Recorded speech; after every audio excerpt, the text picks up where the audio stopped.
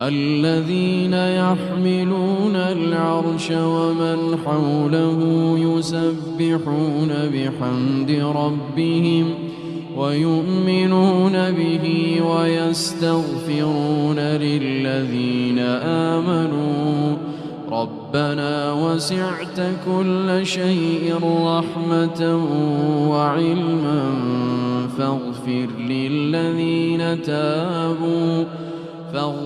للذين تابوا واتبعوا سبيلك وقهم عذاب الجحيم যারা আরশ বহন করে এবং যারা তার চারপাশে আছে তারা তাদের পালনকর্তার সপ্রশংস পবিত্রতা বর্ণনা করে, তার প্রতি বিশ্বাস স্থাপন করে এবং মুমিনদের জন্য ক্ষমা প্রার্থনা করে বলে, হে আমাদের পালনকর্তা, আপনার রহমত ও জ্ঞান সবকিছুতে পরিব্যাপ্ত। অতএব যারা তওবা করে এবং আপনার পথে চলে তাদেরকে ক্ষমা করুন এবং জাহান্নামের আযাব থেকে রক্ষা করুন।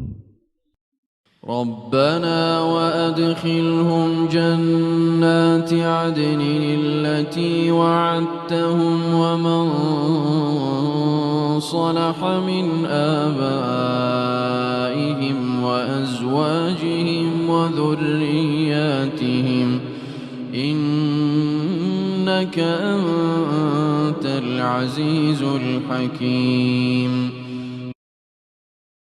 হে আমাদের পালনকর্তা, আর তাদেরকে দাখিল করুন চিরকাল বসবাসের জান্নাতে, যার ওয়াদা আপনি তাদেরকে দিয়েছেন, এবং তাদের বাপ দাদা, পতি পত্নী ও সন্তানদের মধ্যে যারা সৎকর্ম করে তাদেরকে।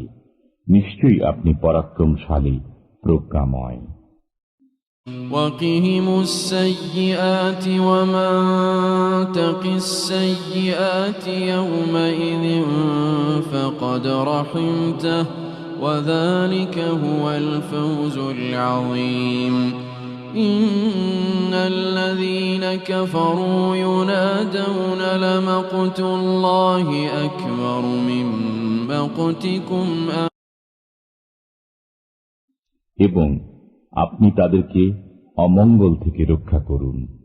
আপনি যাকে সেদিন অমঙ্গল থেকে রক্ষা করবেন তার প্রতি অনুগ্রহই করবেন। এটাই মহা সাফল্য।